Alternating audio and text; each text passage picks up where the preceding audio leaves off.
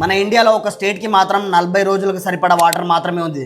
అది ఏ స్టేటో కాదు, మహారాష్ట్ర. చాలా వరకు మనం సోషల్ మీడియాలో చూస్తూనే ఉన్నాం, ముంబైకి వాటర్ షార్టేజ్ వచ్చిందని. बहुत प्रॉब्लम है पानी का, नहाए नहीं है कल से, पीने का पानी नहीं है। అండ్ ముంబైకి మెయిన్గా ఈ 7 లేక్స్ నుంచి వాటర్ సరఫరా అవుతుంది. ఏ లేక్స్ నుంచి అంటే Vihar lakes, Tulsi lakes, Bhatsa lake, Tansa lake, Modak Sagar, middle Vaitarna lake, upper Vaitarna lake. ఈ 7 లేక్స్ నుంచి మహారాష్ట్రకు సప్లై అవుతుంది.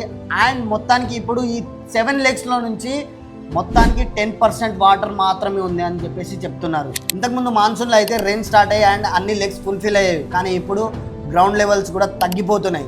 అండ్ దాంతోపాటు ఈ 2026లో ఎలినో ప్రభావం ఒకటి.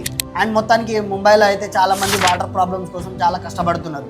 ఒక సైడ్ వాటర్ ప్రాబ్లమ్ స్టార్ట్ అయ్యి కష్టపడుతుంటే మన ఇండియాలో ఇప్పుడు డాటా సెంటర్స్ కూడా వస్తున్నాయి. ఆ డాటా సెంటర్స్ని కూల్ చేయడానికి దాంట్లో ఫ్యాన్స్ ఉన్నా సరే ఆ ఫ్యాన్స్ కూడా సరిపోవు.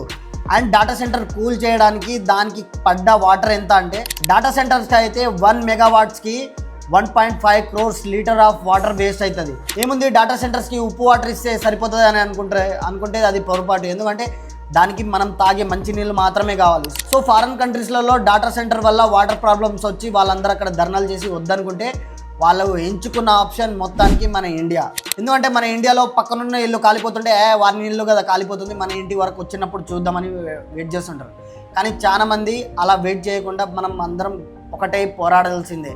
వైజాగ్లో 3 ప్లేసెస్లో డాటా సెంటర్ స్టార్ట్ అవుతున్నాయి. అండ్ చాలామంది ధర్నాలు కూడా చేస్తున్నారు, డాటా సెంటర్ స్టార్ట్ చేస్తే వాటర్ ప్రాబ్లమ్స్ వస్తాయని. దానికి మనం అందరం కూడా సపోర్ట్ చేయాలి. అండ్ మనం ఎలాగో రోడ్ల మీదకి వెళ్ళి ధర్నాలు చేయలేం, సో ధర్నాలు చేసే వాళ్ళని సపోర్ట్ చేద్దాం అండ్ మన ఇండియాని మనం కాపాడుకుందాం. ఇలాంటి ఇంట్రెస్టింగ్ టాపిక్ కోసం మా ఛానల్ని ఫాలో అవ్వండి.